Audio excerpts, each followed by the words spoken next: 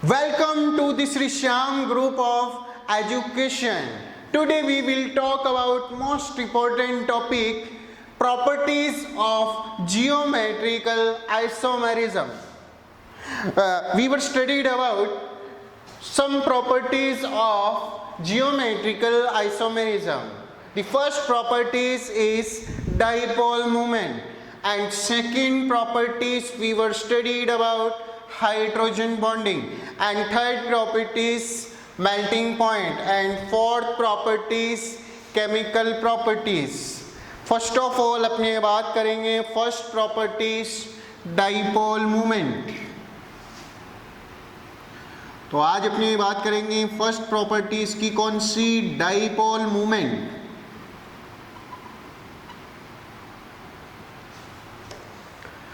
और सबसे पहले अपने डाइपोल मोमेंट की स्टडी करने से पहले एग्जाम्पल लेते हैं, कुछ उनके डाइपोल मोमेंट की स्टडी करेंगे. तो अपने ये मैं कर देता हूँ क्लियर यहाँ पे, क्योंकि अपने एग्जाम्पल लेंगे. बढ़िया बढ़िया जल्दी समझ में आएगा. बहुत ही सिंपल टॉपिक है, ध्यान से पढ़ना, ज़्यादा डिटेल से नहीं है अपने सिलेबस में. ठीक है भाई. फर्स्ट अपनी बात करते हैं डाइपोल मोमेंट की. देखो भाई, अगर मैं यहाँ पे डाइपोल मोमेंट की बात करूँ तो अपने लेंगे सिस ट्रांस वाले एग्जाम्पल. सबसे पहले देखो तीन एग्जाम्पल से समझाता हूँ मैं. सबसे पहले पहला एग्जाम्पल लेंगे अपने CH3 CH double bond CH, इधर की तरफ आ जाएगा CH3. ठीक है. अपने इसका नेम क्या हो जाएगा? ब्यूट 1ene. ठीक है, ब्यूट 1ene. सेकेंड एग्जाम्पल अपने लेंगे, जो आपके सिलेबस में वही ले रहा हूँ यहाँ पे, 1,2 डाइक्लोरोएथेन. CH डबल बॉन्ड CH, इधर की तरफ आ जाएगा क्लोरीन. नेम क्या हो जाएगा इसका? 1,2 डाइक्लोरोएथेन.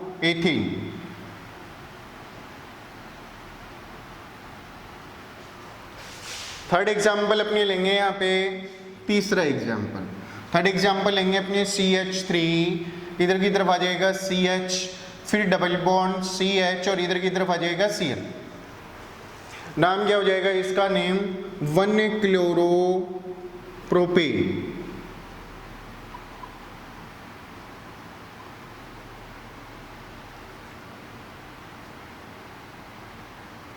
प्रोपेन. ठीक है. सबसे पहले अपने पहला एग्जाम्पल है फर्स्ट, उसकी अपनी बात करते हैं सिस ट्रांस की. देखो इस एग्जाम्पल की तरफ ध्यान से. मान लिया मैंने इधर, अब की बार ऐसे लिख रहा हूँ ताकि आपको दिख जाए डाइपोल मोमेंट है इसका. ठीक है, ऐसे लिखो जो ऐसे की बात है. थोड़ा मैं इस टाइप से लिख रहा हूँ ताकि आपको डाइपोल मोमेंट समझ में आ जाए. देखो अपने इसको ऐसे भी लिख सकते हो ऐसे, तो मैं यहाँ पे ऐसे लिख रहा हूँ समझाने के लिए, C डबल बॉन्ड C. अब इस देखो इस वाले कार्बन में अपने को जियोमेट्री बनाना है. एक हाइड्रोजन है और दूसरा सेकेंड अपने पास ग्रुप कौन सा है? CH3. तो एक तरफ अपने लिख लेंगे यहाँ पे हाइड्रोजन और सेकंड साइड में लिख लेंगे CH3. समझ में आ गई बात? अब देखो दूसरे कार्बन की तरफ, दूसरे में भी क्या है? एक तरफ आ जाएगा हाइड्रोजन और अपने नेक्स्ट क्या आ जाएगा? CH3. We know about that ये कौन सी फॉर्म हो जाएगी? Cis form. तो अपने ये कौन सी फॉर्म हो जाएगी? Cis form. अब अपनी इसकी बनानी है ट्रांसफॉर्म. तो मैंने बताया जो यहाँ पे दूसरे वाला कार्बन है इसका एक हाइड्रोजन इधर ले जाओ और CH3 इधर की तरफ. तो अपने पास क्या आ जाएगा? C डबल बॉन्ड C, इधर की तरफ आ जाएगा H पड़ा रहने दो, इधर की तरफ पड़ा रहने दो CH3. अब इस CH3 को इधर ले आओ, क्या हो जाएगा? CH3 और इधर की तरफ आ जाएगा हाइड्रोजन. आगे बात समझ में, कौन सी फॉर्म हो जाएगी ये अपने पास हो जाएगी ट्रांसफॉर्म.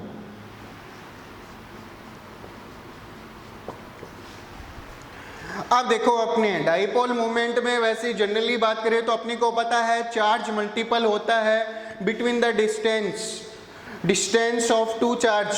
आगे बात समझ में, मगर यहाँ से अपने को डिटेल नहीं लेना है, डाइपोल मोमेंट की ज़्यादा बात नहीं करनी है, नए डाइपोल मोमेंट की स्टडी करनी है. यहाँ पे तो अपने को ये देखना है किसका डाइपोल मोमेंट कितना है, आगे किसका मोर देना है और किसका लोवेस्ट है.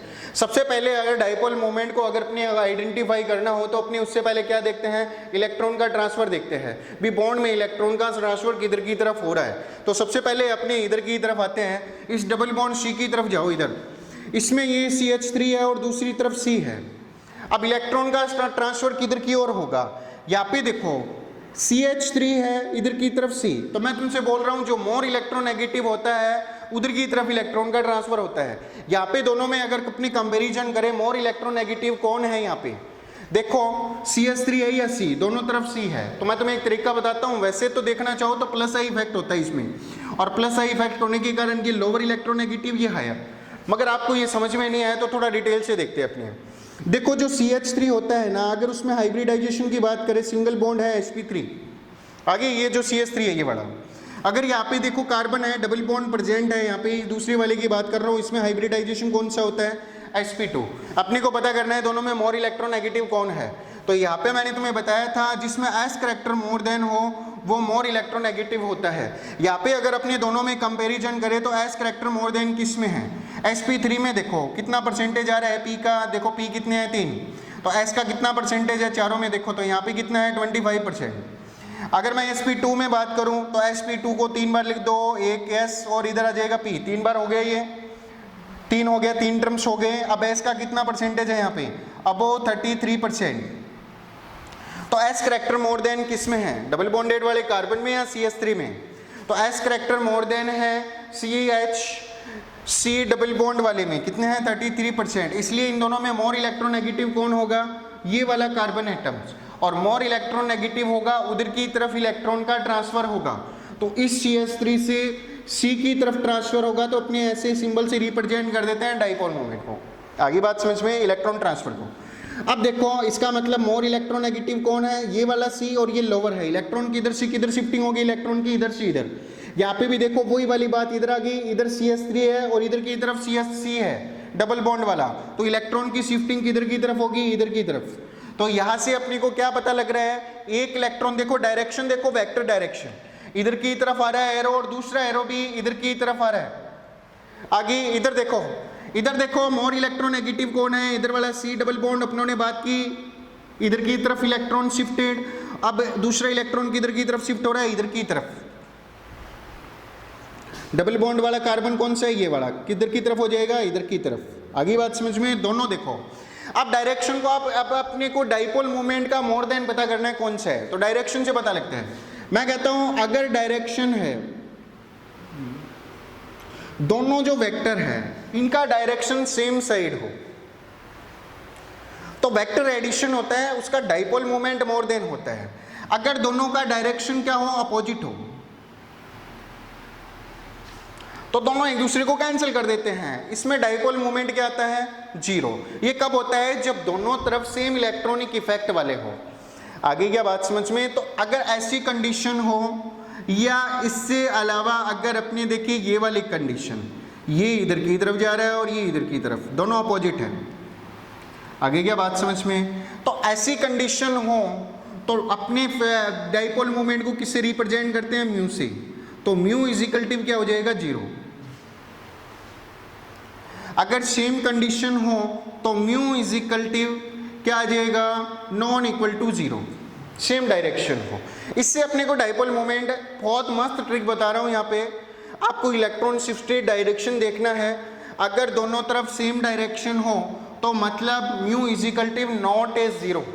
अगर दोनों का डायरेक्शन क्या हो, अपोजिट साइड हो, इसका मतलब म्यू किसके इक्वल हो जाएगा, 0 के। आगे बात समझ में, आप देखो यहाँ पे किसका डाइपोल मोमेंट मोर देन है।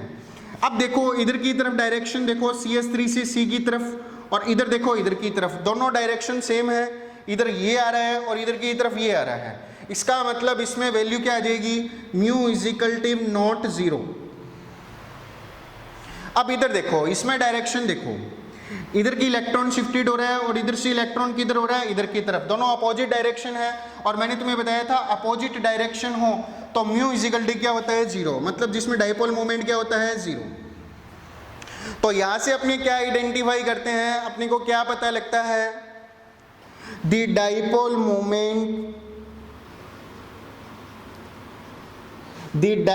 Moment of cis isomer is greater than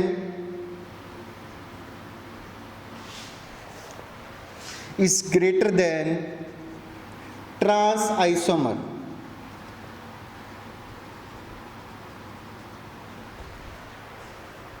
समझ में आ गया, कहने का मतलब है the dipole moment of cis isomer is greater than trans isomer, या we can say the trans isomer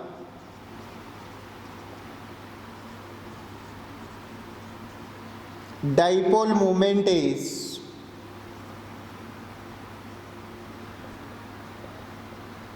zero. हाँ, समझ में आ गई? ये मोस्ट इंपॉर्टेंट लाइन है। अपनों ने एग्जाम्पल लिया है ब्यूट-1 का। सबसे पहले ब्यूट-1 में देखो, यहाँ पे मैंने तुम्हें तरीका इधर बता दिया। अगर वेक्टर साइड अपोजिट हो तो कैंसल आउट हो जाएगी, जिसके कारण क्या हो जाएगा, ड्यू टू द जो म्यू वैल्यू होती है डाइपोल मोमेंट की, वो क्या हो जाएगी, जीरो। आगे बात समझ में? वेक्टर अपने साइड मैंने तुम्हें बता ही दिया, तरीका देखने का। इलेक्ट्रॉन शिफ्टेड देख लो, इधर की तरफ CH3 से C इधर की तरफ, अपोजिट साइड हो गया mu is equal to zero. इधर देखो वेक्टर साइड क्या हो गया, इधर से ये डायरेक्शन देखो अपनी इलेक्ट्रॉन की इधर की तरफ, और दूसरी इधर, दोनों की इलेक्ट्रॉन डायरेक्शन सेम साइड है। इसका मतलब mu is equal not a zero. अगर देखिए वैल्यू निकालना नहीं है अपने को, फिर भी बता देता हूँ कितनी होती है। अगर ब्यूट-1 इन सिस की देखे तो अपनी होती है 0.40 D। D means D by unit है इसकी, याद नहीं करनी बेटा, नहीं पूछेंगे, एक दो ध्यान रख लेना। कोई डाइपोल मोमेंट निकालना नहीं पूछेगा, वेस्ट ऑफ टाइम। आपको तो बस ये आइडेंटिफाई करना है कौन सा कम होता है ज़्यादा डिटेल से मत पढ़ना इसको, वेस्ट ऑफ टाइम है। अब अपने देखो ट्रांस की बात करें अगर अपने, तो ट्रांस कितना हो जाएगा इसमें, डाइपोल मोमेंट कितना हो जाएगा, 0.0, इधर की तरफ आ जाएगा डी बाई। आगे क्या बात समझ में, वेरी मोस्ट इंपॉर्टेंट। फिर मैंने तुम्हें आइडेंटिफाई करके बता ही दिया, the dipole moment of cis isomer is greater than trans isomer, we can see the trans isomer dipole moment is zero. यहाँ तक बोलो, समझ में आ गया डाइपोल मोमेंट? चलो एक एग्जांपल से और करते हैं अपने डाइपोल मोमेंट।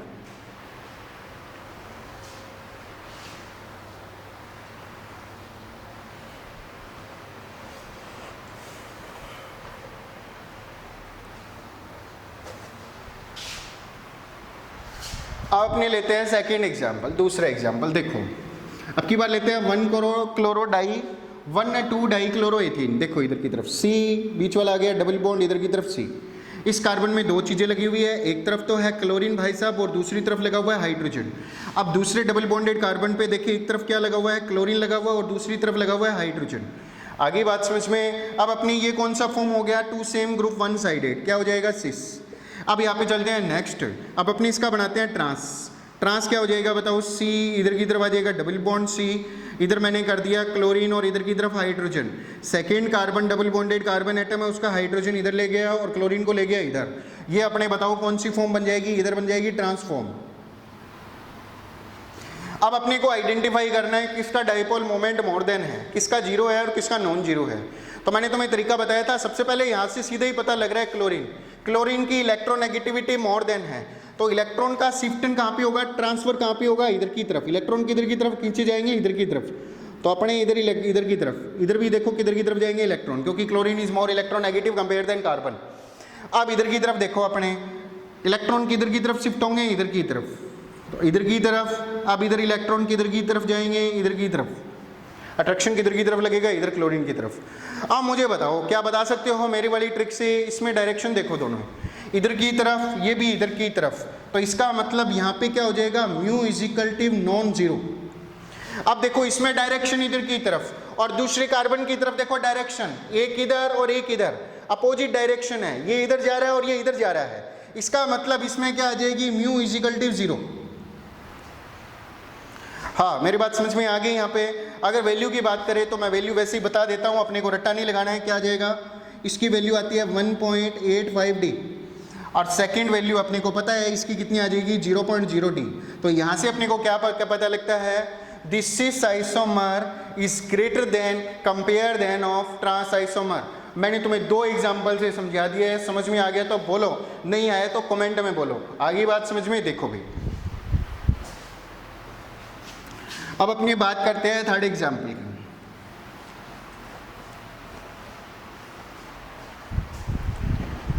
देखो अपनी थर्ड एग्जाम्पल क्या है, अपनी इधर की तरफ मैं कर देता हूँ C डबल बॉन्ड C। पहले वाली साइड में कौन सा ग्रुप है, एक तरफ मैंने कर दिया CH3, दूसरी की तरफ क्या आ जाएगा, हाइड्रोजन। नेक्स्ट अपने कार्बन है डबल बॉन्डेड, थर्ड एग्जाम्पल की बात कर रहे हैं, अपने थर्ड चल रहा है। इधर की तरफ देखो क्या है, एक तरफ है क्लोरीन भाई साहब और दूसरी तरफ आ जाएगा hydrogen. Two same group one sided हो जाएगा, अपने इसको कौन सा बोलेंगे, सिस। आगे अब इसका बनाते हैं अपने ट्रांस क्या हो जाएगा इसका, सी, इधर की तरफ आ जाएगा सी, एक तरफ देखो क्या आ जाएगा CH3 और दूसरी तरफ हाइड्रोजन। चेंजेस कहाँ पे कर देते हैं, यहाँ पे इधर की तरफ कर देता हूँ हाइड्रोजन और इधर की तरफ कर देता हूँ क्लोरीन। हाँ भाई, two same group opposite side, we can say these are transform. आगे बात समझ में, अब देखो यहाँ पे दोनों फॉर्म हो गए अपने, ट्रांसफॉर्म और दूसरा आ जाएगा सिस फॉर्म। अब अपने इसको डाइपोल मोमेंट का आइडेंटिफाई करना है। यहाँ पे क्या है, जीरो तो नहीं होगा क्योंकि जो इलेक्ट्रॉनिक इफेक्ट वाले हैं दोनों वो डिफरेंट है, एक प्लस आई वाला है और एक माइनस आई वाला। मगर अपने को आइडेंटिफाई ये करना है कौन सा कम वाला है और कौन सा ज़्यादा वाला। मैंने तरीका बता रखा है, कौन सा ज़्यादा होगा कौन सा कम, तो अपने काम करो। मैंने तुम्हें बताया था इन दोनों में कौन होता है मोर इलेक्ट्रोनेगेटिव, ये कार्बन। इलेक्ट्रॉन किधर की तरफ शिफ्ट होंगे, इधर की तरफ। इसमें कौन है होता है, इधर वाला क्लोरीन। देखो डायरेक्शन एक इधर है दूसरा इधर। अब इसमें डायरेक्शन देखो इधर की तरफ, इसमें इलेक्ट्रॉन किधर की तरफ जाएंगे, इस कार्बन की तरफ, और इधर भी इधर। तो देखो सेम डायरेक्शन कहाँ पे है, उसका डाइपोल मोमेंट मोर देन होगा। इधर डायरेक्शन जा रहा है, इधर भी डायरेक्शन, तो इधर की ये भी डायरेक्शन इधर है, इधर इस वाले का, इसका डायरेक्शन देखो एक इधर की तरफ है और दूसरा इधर की तरफ है। तो बताओ कौन सा मोर देन होगा, जिसका डायरेक्शन सेम साइड में होगा, सेम डायरेक्शन होगा। तो कौन होगा मोर देन, यहाँ पे आ जाएगा ये वाला ट्रांस। तो कहने का मतलब है अगर मैं यहाँ पे डिफरेंट इलेक्ट्रॉनिक इफेक्ट वाले लूं, एक तरफ CH3 ले लिया और दूसरी तरफ Cl, तो trans isomers dipole movement is more than compare then of cis. मेरी बात समझ में आ गई क्या? If we take different electronic effect group then trans isomer dipole moment is greater than compare than of cis isomer। यहां तक बोलो समझ में आ गया? सिंपल सा फंडा है, आपको डायरेक्शन का फंडा ध्यान रखना है, बाकी कुछ भी ज्यादा मत देखना। Q इंटू डी मत लिखना, UG नहीं करना अपने को, mu is equal to Q into D. आपको मैंने तरीका बता दिया है, उसी तरीके से करना। जिसमें सेम डायरेक्शन दिखे उसका डाइपोल मोमेंट मोर देन, जिसमें अपोजिट डायरेक्शन दिखे उसका डाइपोल मोमेंट लोअर। अगर सेम ग्रुप हो तो म्यू इजिकल टू क्या हो जाएगा, 0। आगे क्या बात समझ में अपना कंप्लीट हो गया है यहाँ पे डाइपोल मोमेंट। अब अपने बात करते हैं सेकंड प्रॉपर्टीज की।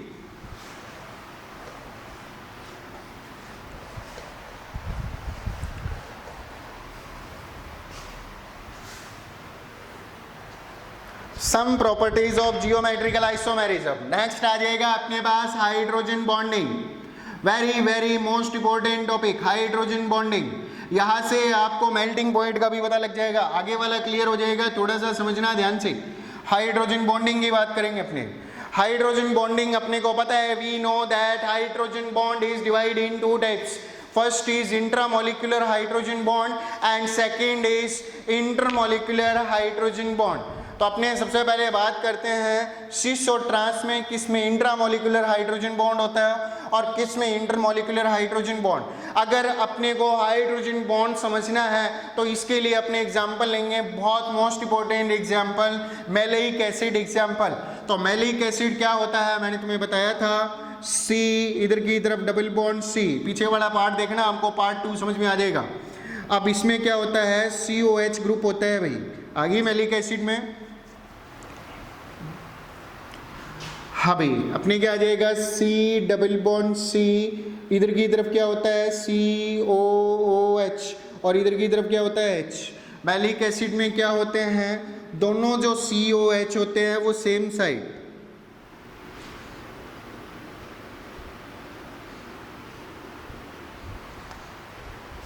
दूसरा अपने लेते हैं यहाँ पे, ये हो जाएगा cis. The two same functional group is one sided या two group present in one sided on the double bonded carbon atom is called cis isomers। अगर अपने इसका ट्रांस बनाएंगे तो क्या हो जाएगा, इधर की तरफ इसको पड़ा रहने दें COH और इधर की तरफ क्या आ जाएगा H, इधर चेंज कर देंगे, इधर की तरफ आ जाएगा H और इधर की तरफ क्या कर दिया COH। देखो इसको अपने क्या बोलते हैं, मैलिक एसिड।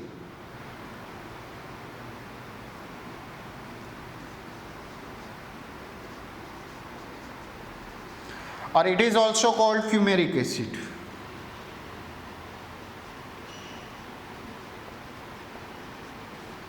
देखो अब अपने को हाइड्रोजन बॉन्डिंग आइडेंटिफाई करनी है, तो देखो अपने कैसे आइडेंटिफाई करेंगे। सबसे पहले बात करते हैं मैलिक एसिड।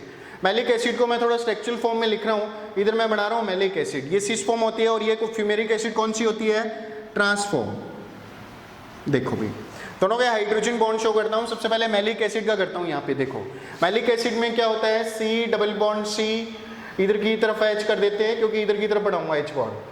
अब इसकी स्ट्रक्चर फॉर्म देखो, C double bond O OH, क्या हो जाएगा, C डबल बॉन्ड O, और इधर की तरफ मैंने कर दिया OH। मेरी बात समझ में आ रही है, मतलब ये H बॉन्ड बनाएंगे दोनों COH ग्रुप, शो कर रहा हूँ। यहाँ पे दूसरा देखो अपने पास दूसरा COH ग्रुप है सिस में, इधर की तरफ आ जाएगा C, तो मतलब ये वाला हाइड्रोजन इसके C डबल बॉन्ड O के साथ क्या बनाएगा, H बॉन्ड, और बाकी क्या रह जाएगा, OH। मेरी बात समझ में आ रही है क्या, यहाँ पे ध्यान से देखिए, the hydrogen bonding take place in same group, the H bond is called intramolecular H bond.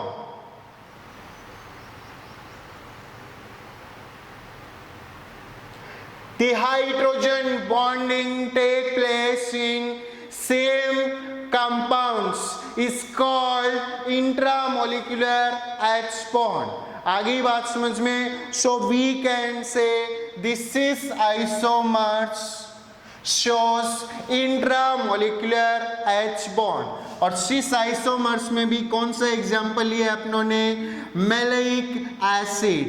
Any problem, बहुत ही सिंपल बात है। आगे क्या बात समझ में, वन कंपाउंड, आगे क्या बात समझ में, hydrogen bond take place in one compounds and one compounds two groups form a hydrogen bond. तो यहाँ पे देखो सिस फॉर्म में क्या थे, एक COH इधर की तरफ था, COH इधर, एक का हाइड्रोजन और दूसरे का C डबल बॉन्ड O वाला ऑक्सीजन। ध्यान रखना कौन बनाएंगे, या तो इसका C डबल बॉन्ड O ले लो, इसका H। मेरी बात समझ में आ गई, दोनों के बीच में H बॉन्ड बनेगा, और इन दी वन कंपाउंड्स बन रहा है, इसको बोलेंगे इंट्रामोलिकुलर H बॉन्ड। अब अपने बात करते हैं ट्रांस, ये वाला लेते हैं फ्यूमेरिक एसिड। अब ट्रांस में हाइड्रोजन बॉन्डिंग शो करनी है अपने को, तो कैसे करेंगे, देखो इसमें देखो दोनों COH की तरफ देखो, एक तरफ C डबल बॉन्ड हो, इधर की तरफ C डबल बॉन्ड हो। यहाँ पे देखो एक COH है इधर की तरफ,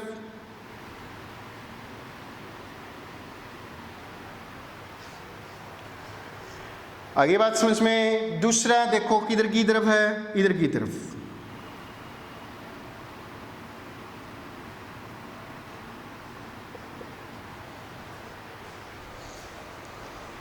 देखो इधर वाला अगर ये वाला हाइड्रोजन बॉन्ड बनाता है किसी दूसरे मॉलिक्यूल के साथ, तो इधर वाला कौन बनाएगा, ये ऑक्सीजन। हाइड्रोजन और लगा देते हैं इसमें, एक हाइड्रोजन इधर की तरफ, एक हाइड्रोजन इधर की तरफ। तो कहने का मतलब है the hydrogen bond take place in two different molecule, मतलब ये वाला किसी अदर फ्यूमेरिक एसिड के मॉलिक्यूल के साथ H बॉन्ड बनाएगा, ये वाला किसी अदर फ्यूमेरिक एसिड के मॉलिक्यूल के साथ H बॉन्ड बनाएगा। इसका मतलब क्या हो जाएगा, the hydrogen bond is called intermolecular hydrogen bond.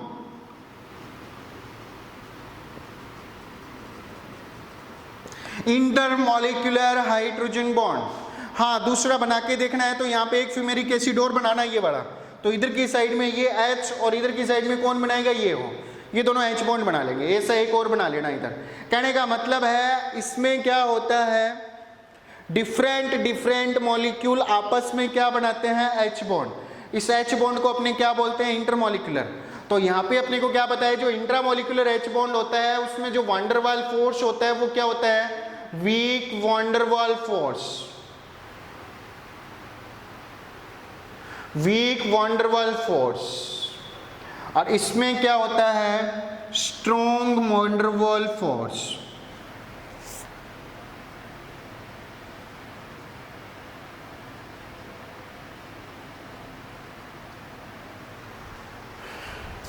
आगे क्या बात समझ में, यानी प्रॉब्लम, तो यहां से क्या बताया है, this cis isomer form a intramolecular H bond and trans isomer form a intermolecular hydrogen bond. Any problem? हाँ भाई कंप्लीट हो गया। चलिए अपने नेक्स्ट।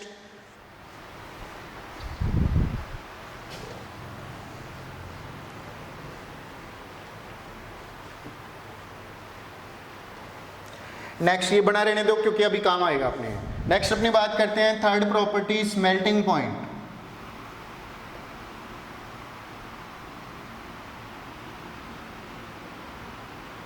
देखो भाई दोनों ही बना लेता हूं। यहाँ पे मैलिक एसिड और है फ्यूमेरिक एसिड, इनका मेल्टिंग पॉइंट है अकॉर्डिंग टू सिलेबस बात कर रहे हैं। यहाँ पे आ जाएगा C डबल बॉन्ड C।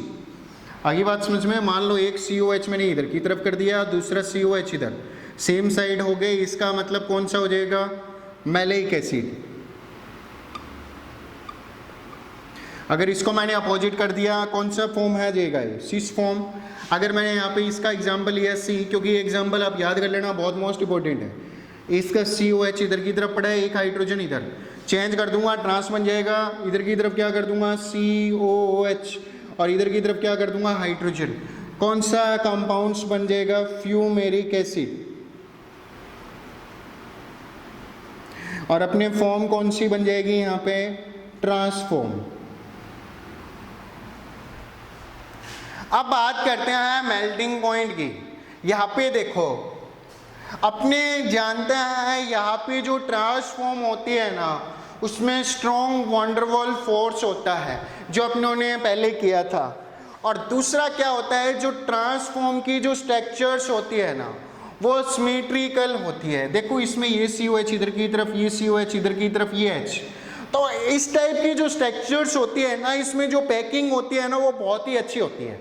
और due to the strong packing we can say the melting point of trans isomers is more than cis isomers.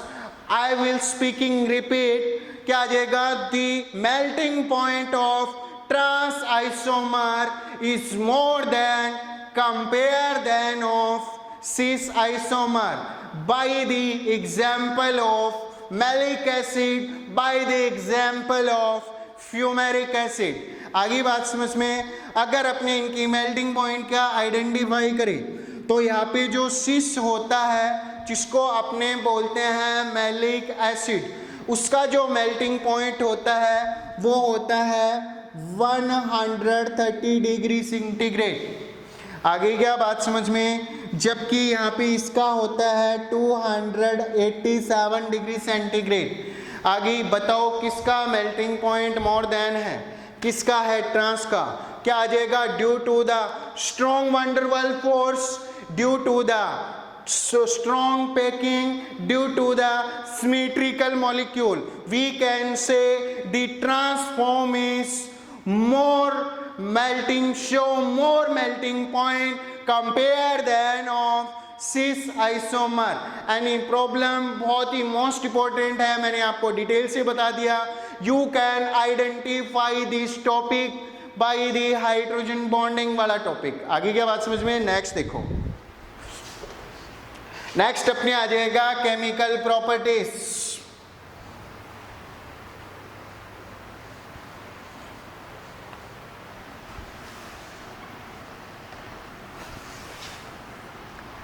Next आ जाएगा केमिकल प्रॉपर्टीज।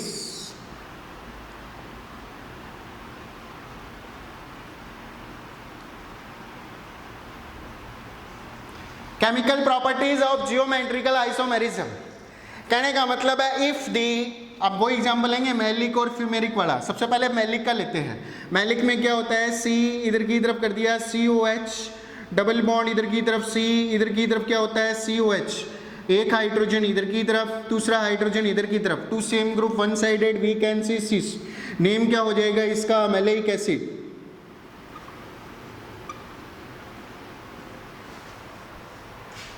ठीक है, अब देखो आगे। If the malic acid heat at 140 degrees centigrade, the malic acid converted into malic anhydride। Anhydride क्या होता है? सबसे पहले वो देखो, कार्बोक्सिलिक के जो दो एक है, जैसे याद होगा अपने लेते हैं CH3COH, इधर की तरफ लेते हैं CH3COH, दो एक मतलब एसिटिक एसिड है। अगर ये दोनों मिलके वाटर को बाहर निकाल दे